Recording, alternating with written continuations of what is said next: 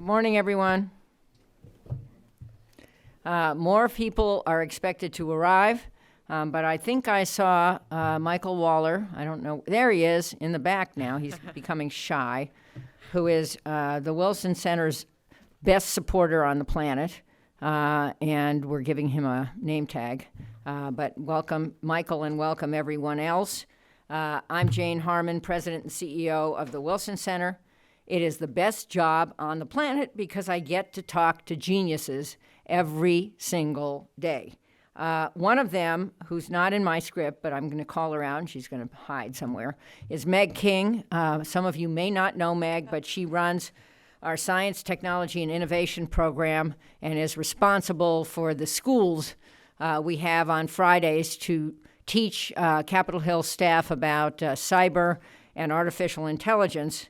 And today's genius, that would be Ben Buchanan, is our go-to guy when we teach some of those schools. And he's been trying to teach me for a while. I think I've been the repeater of all time at some of those schools.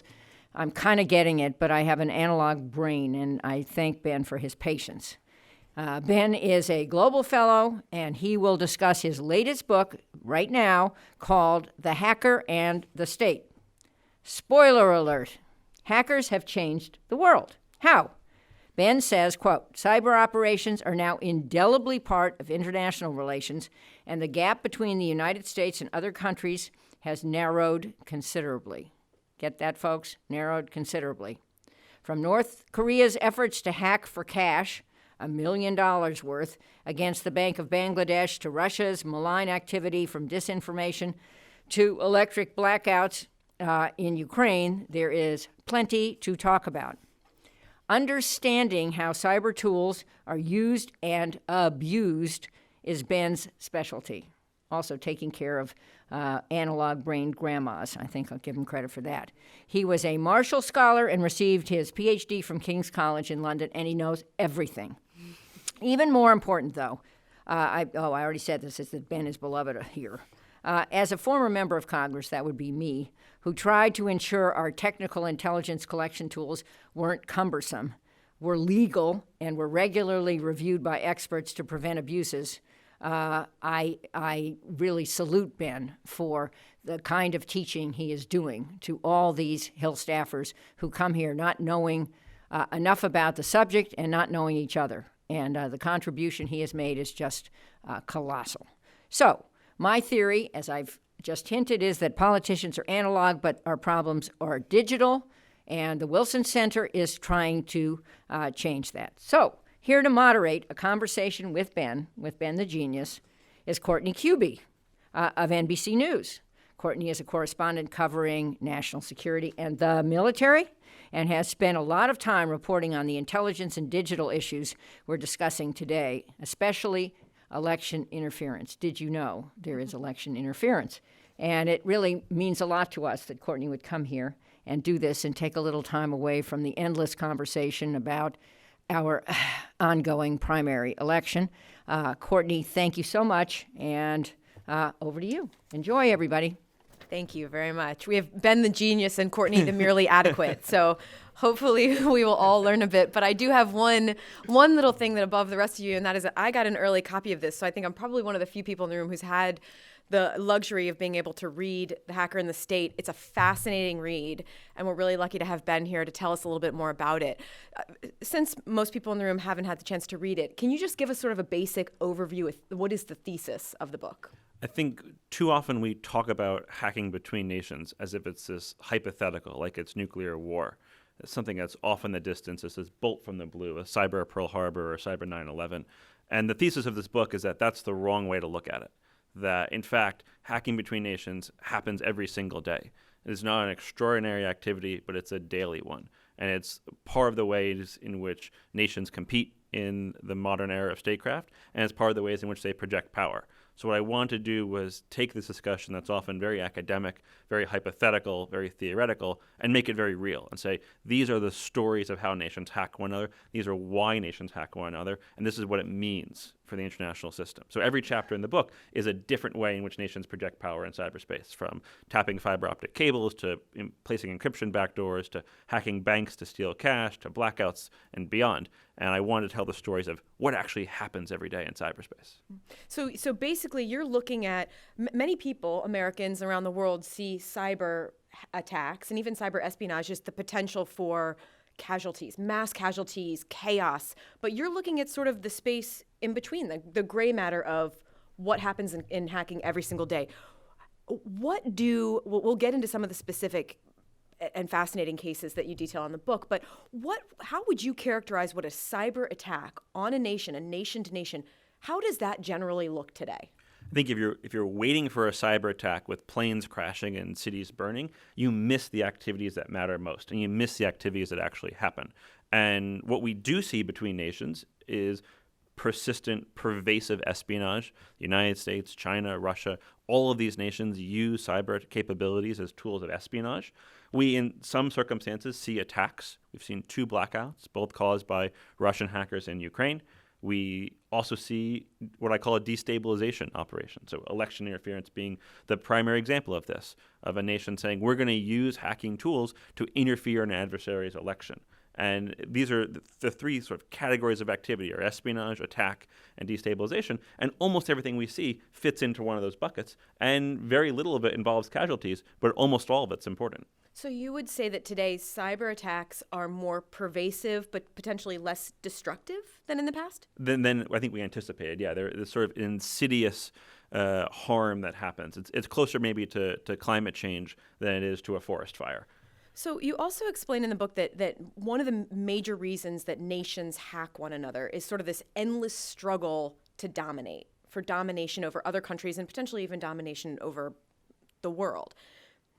Do you still believe that's true? Yes. And has hacking become harder to prevent than it was in the past? I think not only is it harder to prevent, but nations are getting more aggressive. So this is essentially a study of what's happened in the last 20 or so years in this hacking business between nations. And what we see is that nations are getting better, and they're also being less inhibited. And if you look at Russia, this is a canonical case. If you go back 10 or 15 years, Russia was known as a very stealthy actor in cyberspace. They were, in contrast to the Chinese smash and grab burglars, Russia was the one that would be methodical, that would be slow, that would hide below the radar. And what we've seen since then in the case of Russia is they've gotten much more aggressive, as well as much more capable. I mentioned the 2 blackouts in Ukraine. Certainly, I think everyone here knows about the election interference in 2016, but there's other cases too. An attack in 2017 called NotPetya, probably the most destructive cyber attack in history, did something like $10 billion in damage around the world, and that's the low-end estimate, also perpetrated by Russia. So not only are hackers getting better, they're also getting more aggressive. So let's get into a couple of these cases. You mentioned the Ukraines. There were twice that Russia attacked the power grid in Ukraine, 2015, 2016. What do you believe, after all this research you've done, what do you believe Russia's goal was in that? Was it actually messaging? Was it for destructive measures in Ukraine, or was it actually messaging the rest of the world that they had that capability? If it was for destructive measures, they certainly fell short of their goal. And what's remarkable about 2015 and 2016 blackouts in Ukraine, the first ever publicly known blackouts caused by a cyber attack, is that it appears the attackers did less damage than they could have, and they held something back, which leads the question, what were they trying to do? If it wasn't an all-out attack, what were they trying to do? And I think there's 2 possibilities. The first is that this is some kind of test, refining the capability for use down the line. And the second is that this is some kind of signal, that this is Russia saying to the Ukraine or to the world, we have this capability. This thing that you all have long feared, causing a blackout with a cyber attack, we can do that. And what's particularly remarkable, especially about the 2016 blackout, is that the tool the Russians deployed to carry out the attack was automated, and it was more scalable, and it seems could work against American power systems as well, with some modification. And that may be a suggestion not just to the Ukrainians, but to the Americans. Hey, this is now a capability in our arsenal. We're not afraid to use it. Specifically the 2016, did that allow the United States or other Western nations, U.S. allies, the ability to put in some sort of a preventative measure so that something like that couldn't happen in the U.S.? It certainly tipped some of the Russians' hand. It showed some of how the Russians were going to carry this out. Could they develop a different capability? It's certainly possible. Could the United States learn from it and improve its defenses? Also certainly possible. I think one hopes that when you see a hypothetical fear, a blackout, become real, one hopes that's cause to up the defenses. And certainly election grid security is something that gets a lot of attention in the United States. It probably isn't perfect, but it's not all doom and gloom. We are making progress on the electric security front. There's another thing that gets a lot of attention is massive bank hacks or anything that involves a large, financial implications. Congressman Harman mentioned North Korea bank hacking. Can you tell us a little bit about that case? Because there's details in the book that I had never heard about. It's a remarkable ambition that the North Koreans have, which is to say this is a country that probably is the most isolated, sanctioned country on earth. And one of the ways that they aim to fix that problem, to get hard currency for the regime, is to hack other banks. And their most famous hack is a hack against the Bank of Bangladesh, the central bank for that country, where they aspired to steal upwards of $1 billion. They got access to the bank's accounts that they used to interact with the international banking system, and they initiated transfers from the New York Fed, where the bank held its money, to accounts the North Koreans controlled. And what's a little bit funny about this case is they made some typos in these transfers. So some of the transfers were blocked, and they only got 81 million instead of the almost 1 billion. I posit these might be the most expensive typos in history that the North Koreans made. What's significant about that case is it showed the ambition of North Korea, and sometimes the discussion of North Korea's bank hacking stops there. And what I show in the book is that this is actually a much broader campaign, that North Korea hacked other banks, often with less success. They hacked cryptocurrency exchanges with a great deal of success, gathering up Bitcoin and other very valuable cryptocurrencies. And they've also hacked ATMs.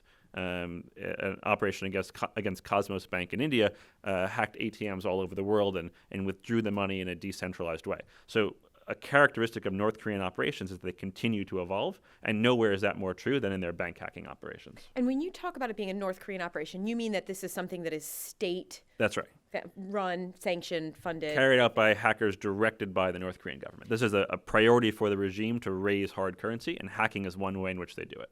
Another thing I was surprised in that case, the Bank of Malaysia, is that you wrote that the North Korea operators are risk tolerant. And that sort of opens up the next question is, well, if they're risk tolerant and they have a regime that doesn't seem to care about the international norms and laws and whatnot, what do you think they could do next in the hacking world?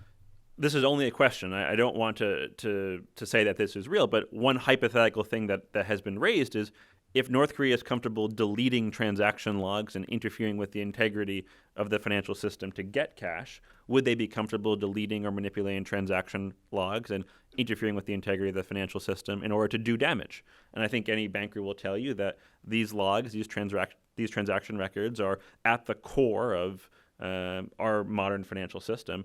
And one worry, and it's, again, at this point, a hypothetical worry, but one worry is that North Korea might come back to bank hacking, not for the purposes of funding the regime, but for the purposes of trying to punch back against the West in some kind of crisis. So this is we're talking hacking. You also talk extensively about cyber espionage. And there was one specific case that, again, I found fascinating because it was so illustrative of sort of the cat and mouse game that exists in cyber espionage. And it was it was called Byzantine Candor, if I'm pronouncing that correctly. Byzantine Candor is the Chinese group. It's an NSA code name for a Chinese hacking group. And it was essentially a spear phishing campaign in the early 2000s. Can you tell us a little bit about how it started and then how it evolved over time? That's right. And Byzantine Candor was part of a broader set of Chinese operations, Byzantine Candor being the NSA code name for this. I don't name these things. And what was striking about Byzantine Candor was their reach. They were striking many targets across the United States defense establishment. They were using spear phishing, as you said, to get access to the computers of American officials and then pulling information back. And what's striking is what the NSA did. So the NSA, the American Signals Intelligence Agency, said, we have to stop this. and the NSA essentially hacked the hackers. So they figured out the computers from which the Chinese operatives, who are part of the People's Liberation Army, were hacking. They hacked those computers. They hacked the home network of the Chinese hackers. They hacked the broader PLA network that was carrying out these operations. They hacked the internet company that was selling the Chinese their internet service, so they could look at the billing records and confirm who was behind these activities.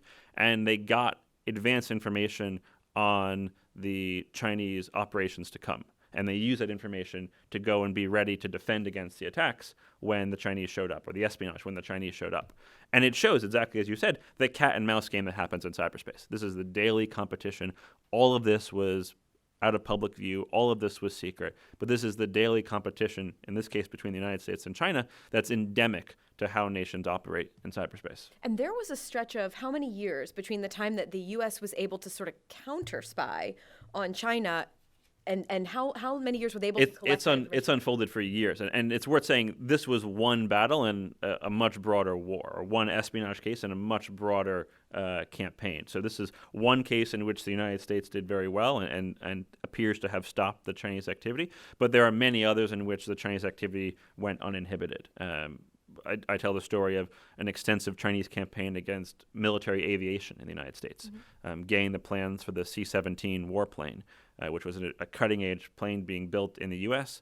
The Chinese hackers pull out reams of information about this plane. The information is so extensive they can't transport it all, even digitally, back to China. So they just make lists of the file names. And the file names lists go to thousands of pages. And they take the names of the files to an aviation expert and say, okay, of all these files we could pull back, we could read, which ones are important? And it just gives a sense of the extensive reach of Chinese espionage efforts in this area.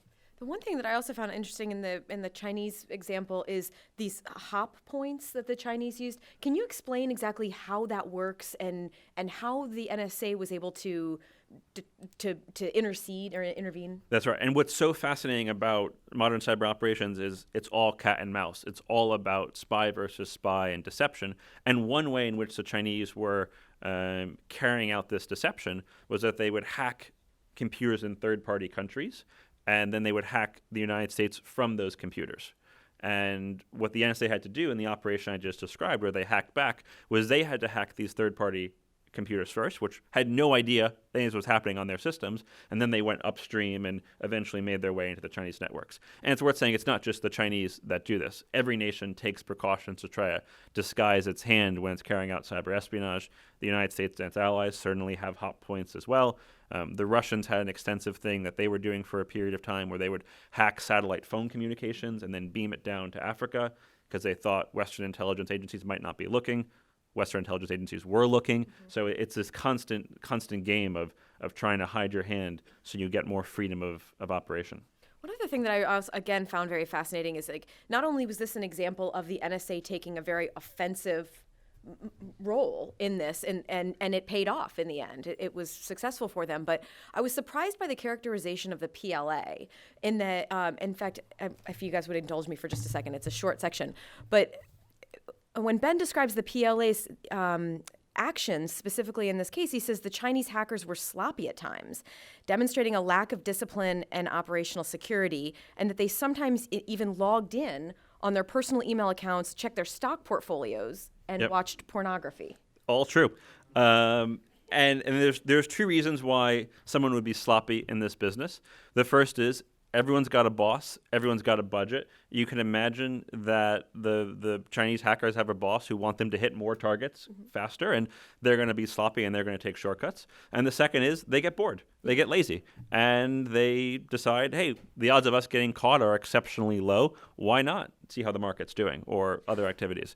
And that's sort of shows the human side of this business, that we think of hackers as the canonical stock art with the person in the hoodie behind the keyboard, but in this case the Chinese were also checking their Facebook profiles. You also focus quite a bit on the shadow brokers. Tell us a little bit about them and what you learned about the shadow brokers. The shadow brokers are probably the single biggest mystery in the world of cyber operations. And I think every author has their white whale, the one story that they're just trying to know. Every journalist probably has it as well. And And the shadow brokers are mine. And I got pieces of the story. It's a fascinating story, but we don't know all the details. And what we do know is that at some point in 2016, beginning in August of 2016, NSA tools, incredibly powerful hacking tools, started appearing online. One of these tools was so powerful that an NSA operator told the Washington Post it was like fishing with dynamite. And we don't know where this came from. It just came from a mysterious group on Twitter and on other platforms called the Shadow Brokers. And it proceeded for about 11 months or so, continually posting and burning these NSA tools. And then it stopped. And there's theories about who did it. There's theories about why they did it. Many people guess that it was Russian intelligence, that this was a way of taking arrows out of the NSA quiver and handing it to others. But what's remarkable about this case is that it led to devastating cyber attacks. 2 attacks the next year, one by the North Koreans, one by the Russians, used, along with other capabilities, the leaked NSA tools. And one of these attacks, NotPetya, was the most destructive cyber attack in history. Again, $10 billion of damage. And it seems to have its roots, at least at some level, in a shadow broker's operation that even now to this day, 3 or 4 years later, we can't pin down. We don't know who did it, despite it being one of the most significant leaks of classified information ever. Do you think, I mean, they made it clear that they wanted money. Right? Do you think that was this just nothing more than a criminal enterprise that was... That's certainly a theory. The shadow brokers talk all the time about how if they got paid enough money, they would stop. One theory of the case is that it's a former insider or a former contractor who decided that this was something they would do to try to get money and then disappear. Again, another theory of the case, as we've seen many times, is that the masquerading as a criminal element is a masquerade, and it's actually an intelligence operation. It's remarkable that we still don't know. It opens up another, interesting idea when it comes to hacking and cyber espionage. And there was a story in the New York Times this morning that I don't know if everyone had a chance to see about an NSA phone program that cost $100 million from 2015 to 2019, but it produced only 2 unique leads. And it's based off of an IG report that questioned whether, in fact, this was an efficient use of money, a significant amount of taxpayer dollars. And I think we have quite a few congressional staffers in here, so that gets us to a larger issue of the policy and the oversight of this. Is there enough oversight of U.S. government cyber espionage and hacking? It's hard. As Congresswoman said at the outset, this is an activity that is incredibly complex. That program that you described is actually one of the simpler NSA collection programs. And even that was hard to oversee. Even that was entirely in secret for a long period of time. So the biggest challenge in overseeing these programs is often just in understanding them. And the world of cyber operations is a particularly tricky business. What's significant, in one place where we probably should be asking more questions and Congress should be asking more questions, is what happens with the change in strategy that we've seen in the last couple of years. So United States Cyber Command, the military arm that carries out American hacking operations for military purposes, has been very clear over the last 2 years that it wants to be more aggressive. And they've called this strategy persistent engagement. They want to take the fight to the adversary and adversary networks and be less shy about pushing back, not just from a deterrence perspective, but also from a degrading and denying perspective, keeping the adversary from doing what they want to do.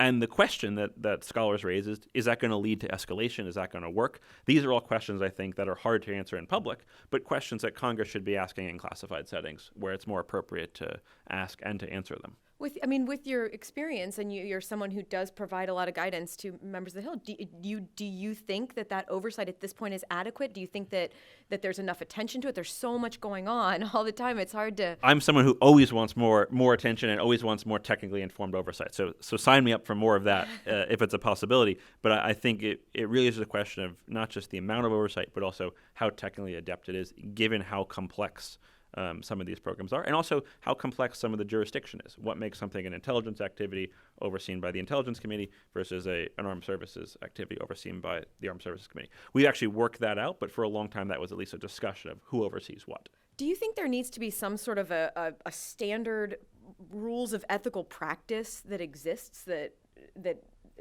specifically with hacking in the U.S. government that needs to be adhered to?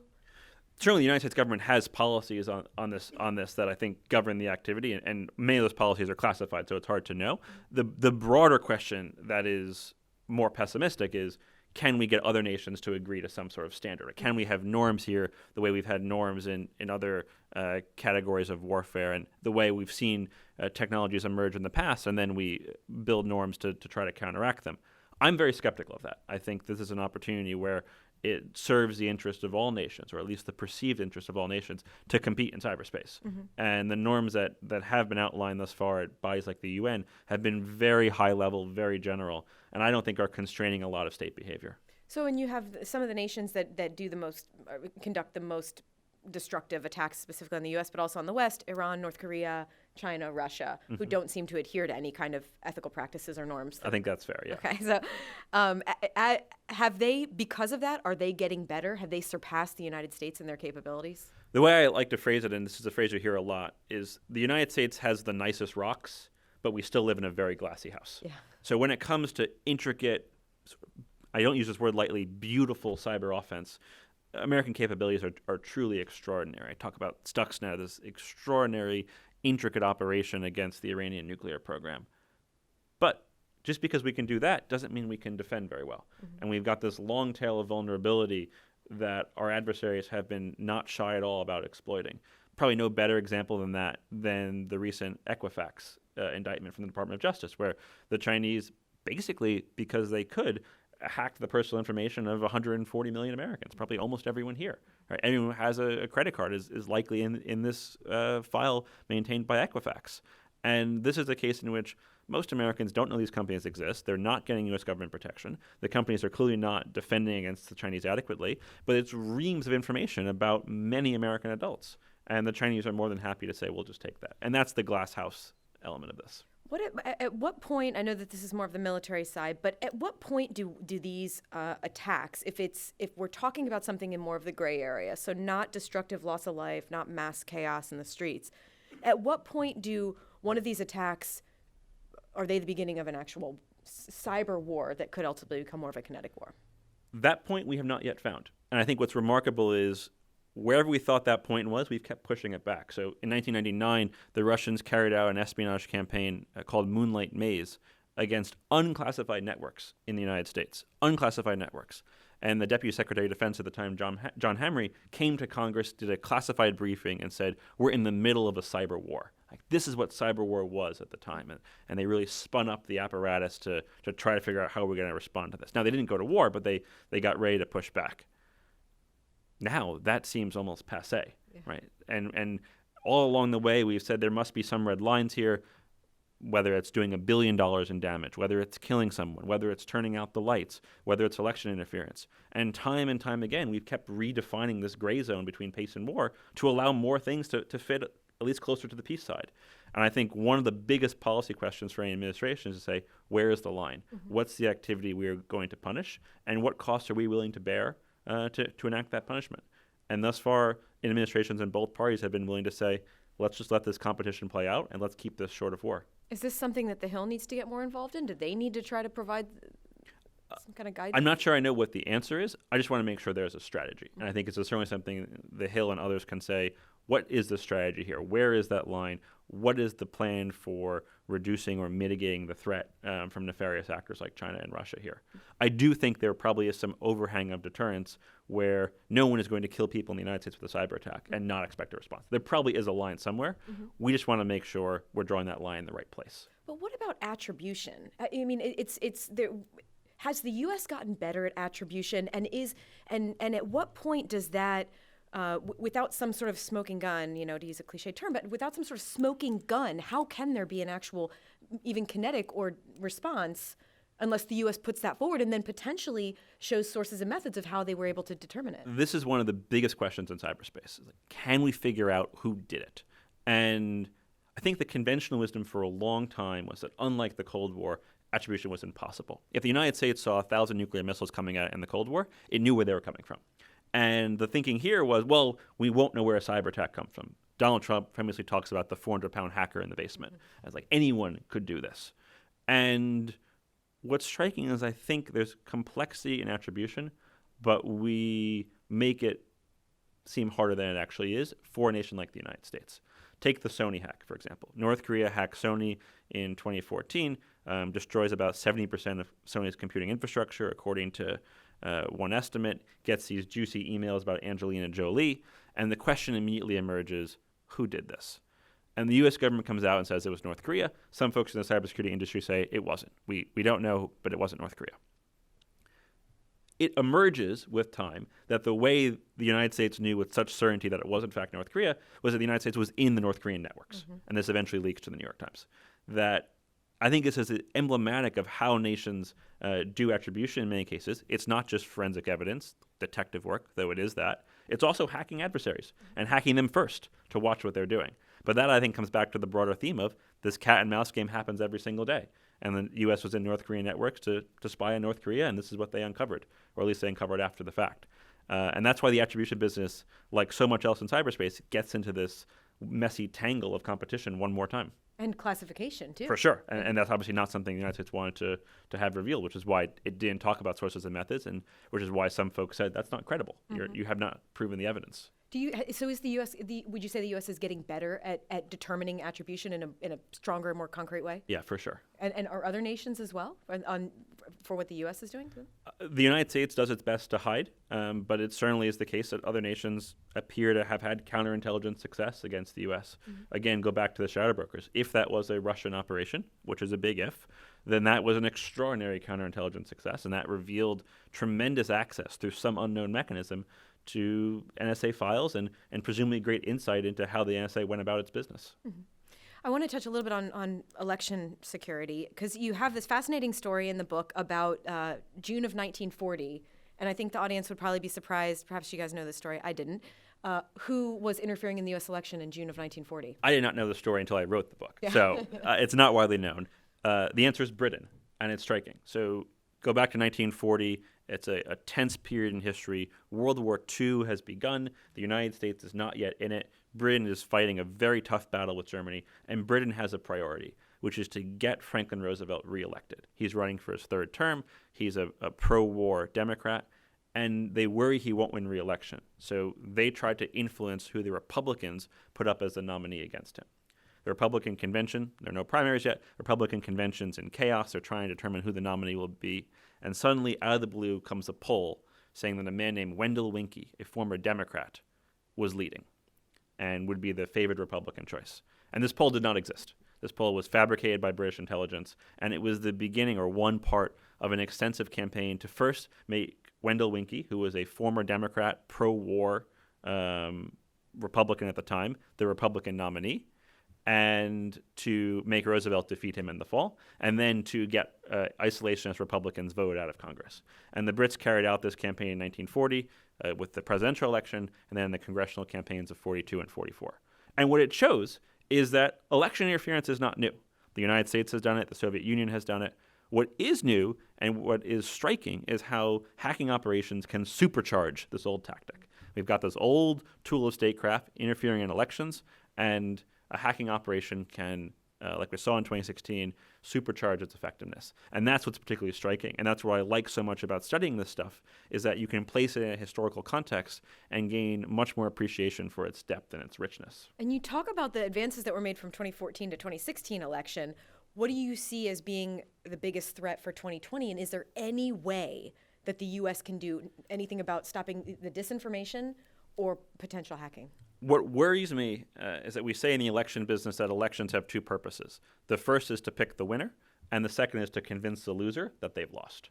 And an election interference operation can interfere with either one of them. It can try to change voters' minds with an influence campaign. It can try to change votes with a hacking campaign, or it can try to cause chaos and try to get the winner to think that they've won, and the loser to also think that they've won. And you can imagine that that would present a lot of complexity in 2020. And I worry about operations that might happen that could threaten the perceived legitimacy of the vote. Even if the vote is legitimate, if it's perceived as illegitimate, that interferes with the peaceful transfer of power that is so essential to a democracy. And Russia has shown that much of their intent with the West, and particularly the United States, is to sow chaos all over, militarily, cyber, elections, whatnot. But what about some of the other potentials, particularly China? What do you think What would you see as the biggest threat for how they could try to interfere in the election?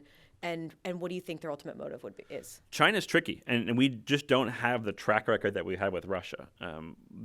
With Russia, the history tells us that election interference, what we call active measures to influence campaigns, is something that they've done for decades, going back to the early days of the KGB, the Russian Secret Intelligence Service. China doesn't have that track record. So they may have the motivation, they may have the capability, but it's very hard at this vantage point to know what, if anything, they will do in 2020. And I think that should cause policymakers and to take a step back and say, what can we find out through our intelligence capabilities between now and the fall to get ready for threats not just from Russia, but from around the world? And do you think can the U.S. do anything that will absolutely stop foreign interference? There's no in the perfect election? security in this business. It's the cat and mouse game once more. There are things we can do to improve election integrity. So, for example, everyone should vote on a voter-verified paper ballot, and you need that paper trail to reconstruct after the fact the voter's intent. Many states have this. Most states have this, but not all. After the fact, we should do what's called the risk-limiting audit, which is a math method to ensure that the votes were counted properly that goes beyond just a count. There's tremendous variety in the audit procedures state by state. And I also think it's important for the government, and this is where the Hill can help, to come out and say, we treat elections as critical infrastructure. We treat this as a core function of democracy. And if you interfere on an election, that is crossing a red line, and we will respond. What's striking about what the Russians did in 2016 is how few consequences they suffered for it. Yeah. We have a couple more minutes before the audience. You guys will get a chance to ask some questions, so think of some great questions. Before we do, I just have to ask you, who do you think, nation-wise, is the best, I'll use the word best, or most effective, most dangerous hacker? The most dangerous hacker, I think, are Russian hackers. And it's not only their hacking capability, which is very good, but the United States and China are very good as well. It's the aggression and the risk tolerance. Turning out the power, launching these massive, largely unguided cyber attacks that do billions of dollars in damage, interfering in elections, and largely suffering very few consequences. And I think that's a recipe for a nation that's going to continue to use its impressive capabilities in an emboldened and empowered way. And for someone in the United States, that's worrying. What is, you talk quite a bit about the shadow brokers, but what is the one case in the book that you found the most fascinating, the most surprising? I don't want to say your favorite story of hacking, but what was your favorite story of hacking in the book? I think I could talk about the shadow brokers forever. I think the shadow brokers case is remarkable, not just because we still have things we don't know, the mystery aspect of who did this, but because it shows how the tradecraft evolves. And it evolves from the days of espionage to the days of attacks to the days of hacking and leaking to this new terrain of hacking and leaking, not for publicity or information purposes, but to actually have a tangible effect on the other side. And what's striking since the shadow brokers is that we've seen other groups pop up like them. There's a group on Twitter called Intrusion Truth. No one's ever really heard of them. No one has any idea where they're coming from, but they're posting and burning Chinese capabilities, doing attribution on Chinese hacking capabilities. We've seen leaks from Iranian material, hacking capabilities over the last year and a half or so.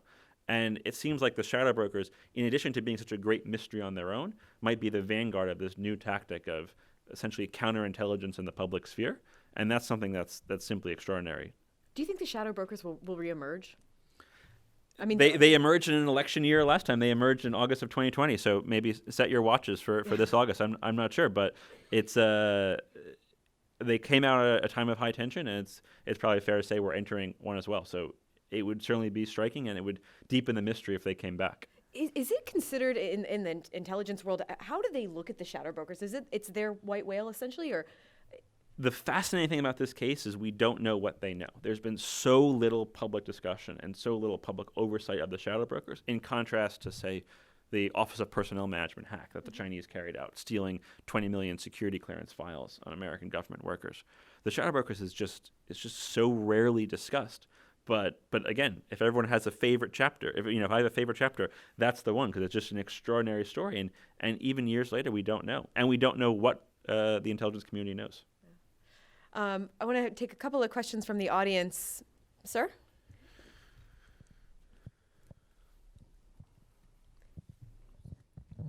Michael Waller, I'm a member of the Wilson Center National Cabinet. Great conversation. My impression is that the power rankings in hacking capabilities are a function of both physical assets and intellectual capital.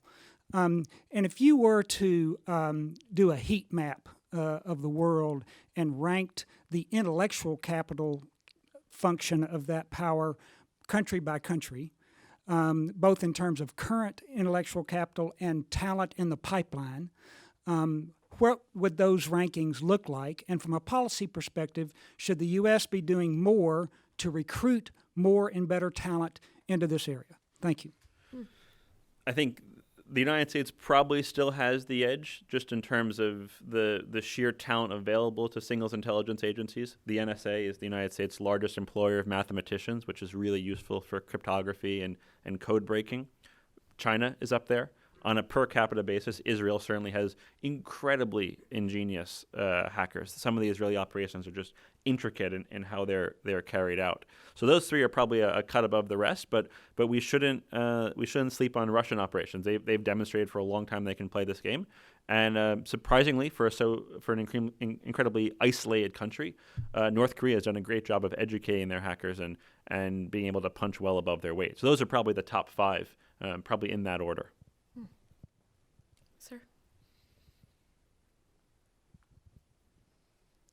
Jason Gresham from the Center for Strategic International Studies. Thanks for the conversation today. It's a great discussion about the book, and I look forward to reading it. I'm interested in what you mentioned about election security, and in sort of the vein of election security, I'm interested more in sort of those resilience measures that we can take from the United States government perspective to sort of come away from the whack-a-mole approach in terms of responding to cyber attacks, and thinking along the lines of digital literacy and those kind of measures. So I was just wondering your thoughts on that. It's a really hard question, and I think you hear a lot, can't we just educate people to spot misinformation and disinformation? And that's probably part of the problem. But I also wonder, what can platforms like Facebook and Twitter do about this? And the former Facebook chief security officer, Alex Stamos, is great on this issue, and he's very fond of saying freedom of speech shouldn't equal freedom of reach, which is to say you may have the right in the United States as an American, not as a Russian intelligence operative, but you may have the right to say something that's not true, but it doesn't mean Facebook needs to amplify it. And I think in a context in which we have not many months, 7 or 8 months until election season really picks up, it's hard to educate the entire population on digital literacy in 7 months. But I do wonder if there are discrete things platforms can do to try to manage the content that goes viral. It's worth saying from the platform's perspective, that is a tricky hill to go down, and that is something that they're very wary of doing, but they know they've got to do it to some degree. How they're managing all of it is something that certainly is complex. Mm-hmm. This is a business where there are no easy answers. Yeah. Sir? I'm John Dale, and I'm a Wilson Fellow and affiliated with the Science and Innovation Technology Innovation Program. Sorry, thank you. I just got your book this morning. Congratulations on its publication. I started reading it right away, and I noticed in your second footnote where you introduce the shadow brokers that you refer to these tools that they'd released that were online. Now they no longer are, but we can still find them, you say, in Internet archives.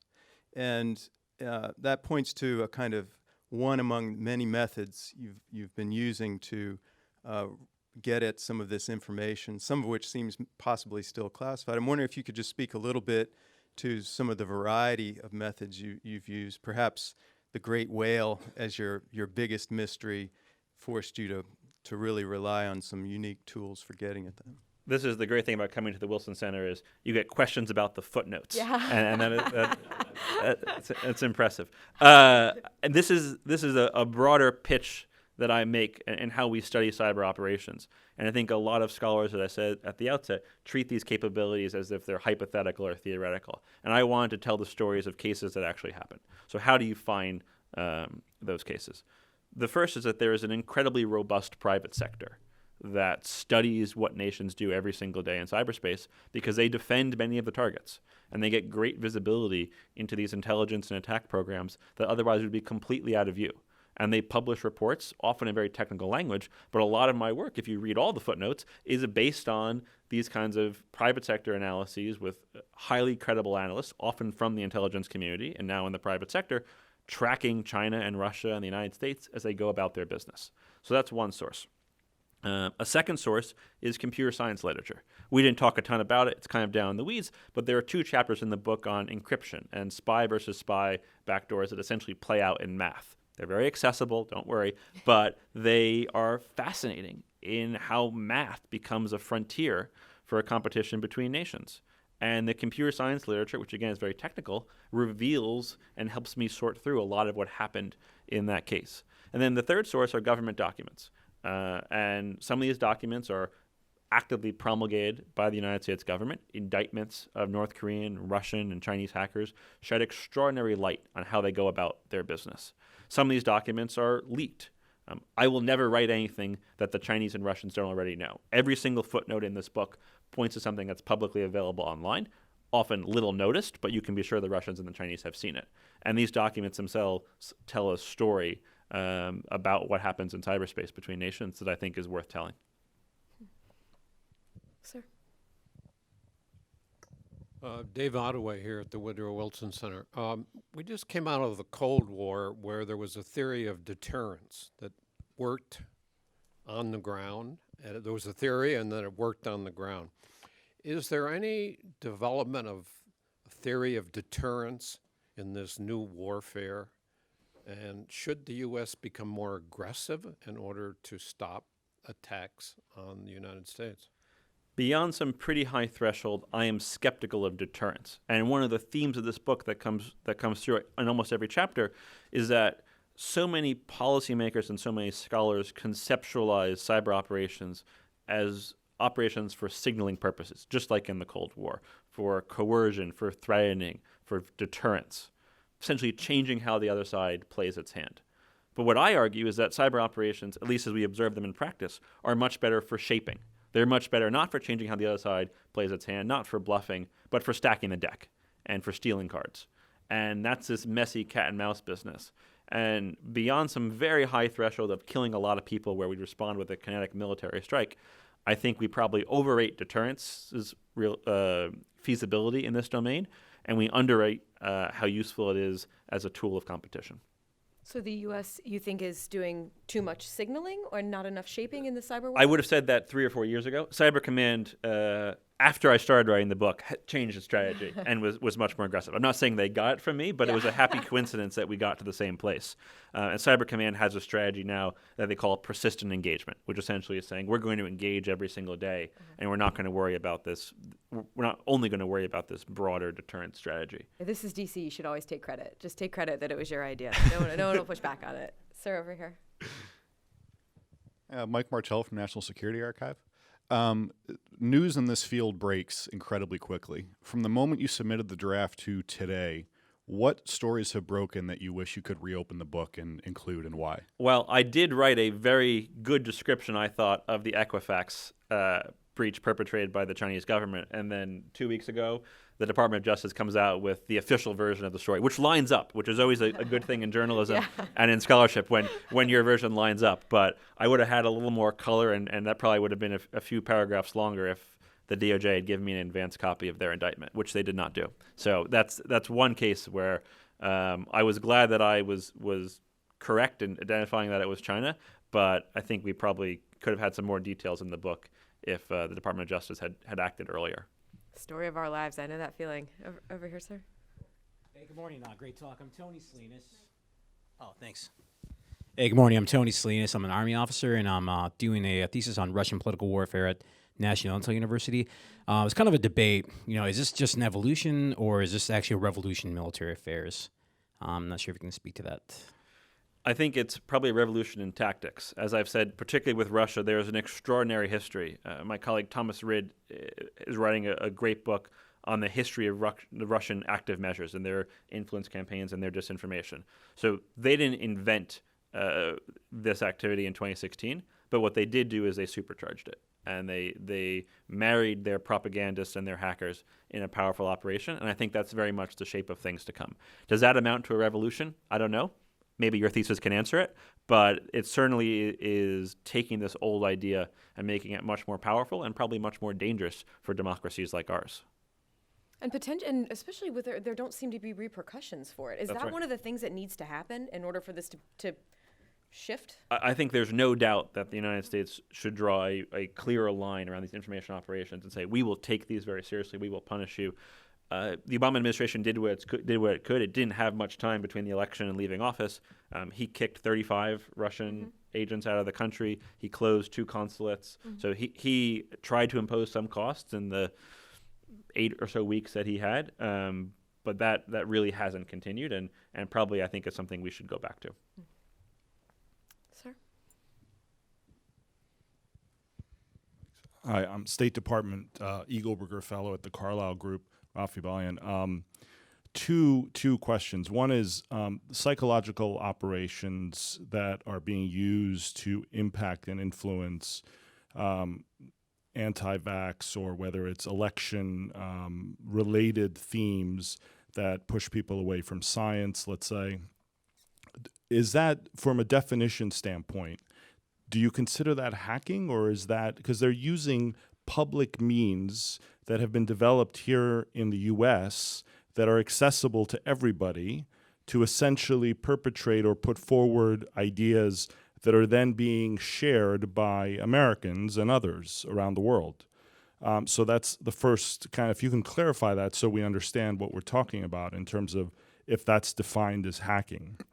The second one is to kind of bring this conversation a little bit to the Huawei conversation. If, as we are anticipating or we're seeing, Huawei is going to set the technology standard for 5G as we move forward to the next generation, how will that impact the ability of China and others to use that hardware infrastructure to get to what you have been studying and assessing and writing about in terms of information and also influence? So I would not consider what you described in your first question as hacking, but I would consider it a cyber operation. So the terms are not quite synonymous. Hacking is taking malicious code and placing it into the adversary's computer. Cyber operation is more generally the business of competing in cyberspace. So cyber operations might include, for example, tapping fiber optic cables. That's not really a hacking, but it's a wiretap in cyberspace. So I would consider what you described as a cyber operation. Certainly disinformation is well within the scope of what I study and what I write about. It's worth noting, as a brief aside on disinformation, it's most effective when you can identify a fissure or a crack in the adversary society that already exists and then drive that wedge into the crack. And so much of what we've seen the Russians do for decades has been identify these points of debate or division and try to widen them and try to make both sides feel like the truth doesn't matter, science doesn't matter, we're all divided here. And that serves the Russian interests very well. So we see that, I think, in the anti-vax disinformation you mentioned, and probably we'll see it not just from Russia but from others on coronavirus as well. These things that are getting a lot of attention but maybe not well understood by the body politic are subjects that are ripe for disinformation.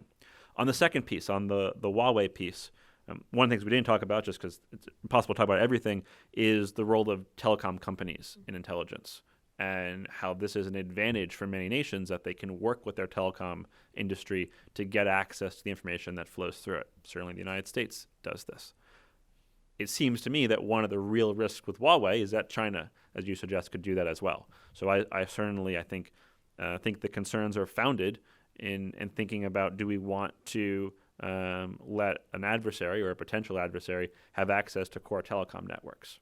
Now, you would think there's an easy solution, which is just ban Huawei.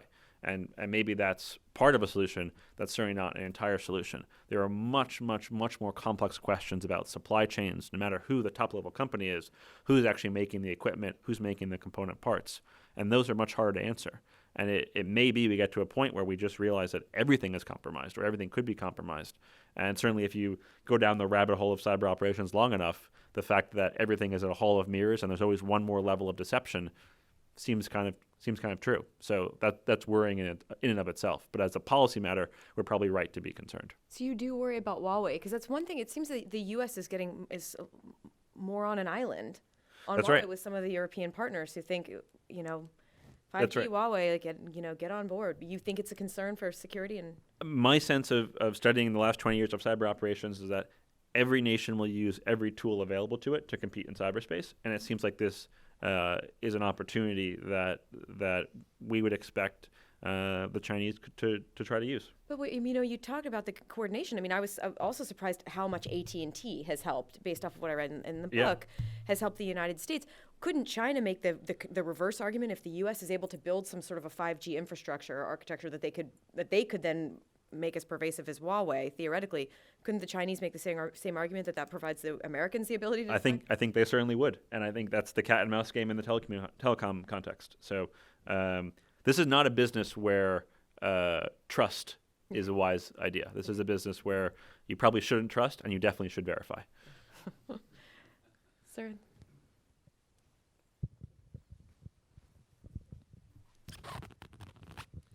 James Fowler, I'm with the Association for Diplomatic Studies and Training. And other than Stuxnet, you haven't much mentioned Iran offensively. And my question really is, what about hacking expertise for hire? Israelis are great at selling stuff. North Korea also hires out to other nation state actors. People don't have the expertise. It's for sale. How does that impact? This is a remarkable trend. I actually think Iran got on the cyber scene before a lot of that was available, so they home grew a lot of their capability. But you're certainly right to say that a lot of nations look around the world and say, hey, we need to compete in cyberspace as well. How can we get up to speed quickly? And groups like NSO Group and others are groups that they turn to that are companies essentially that hire out hacking expertise. And you can go down the list of nations that have done this. That have worked with companies to essentially level up their hacking capabilities and have used those capabilities. What's remarkable is that they use them not just to project power against adversaries, but to repress dissent at home. That they see hacking capabilities as a tool of maintaining control over the population, coupled with traditional physical policing and the like. And I think that's something that, if this is a book about the relations between nations, but if you wanted to add one chapter about cybersecurity and cyber operations and domestic politics, that would probably be the chapter to add, which is how can authoritarian regimes use these tools as tools of repression. Well, we're out of time. I'm sorry. It's a fascinating discussion. Our hostess was correct. You are absolutely a genius on this, and thank you for writing this book in a way that the peons like me can actually understand it and enjoy and learn more about these. I've seen your reporting. You're a genius as well. Thank you. Thank you all so much for being here. And I know that there's copies of Ben's book for sale in the lobby right out here. Right up front. Great. Thank you all very much. Thank you very much. Thank you. Thanks for doing this. So great. Fascinating.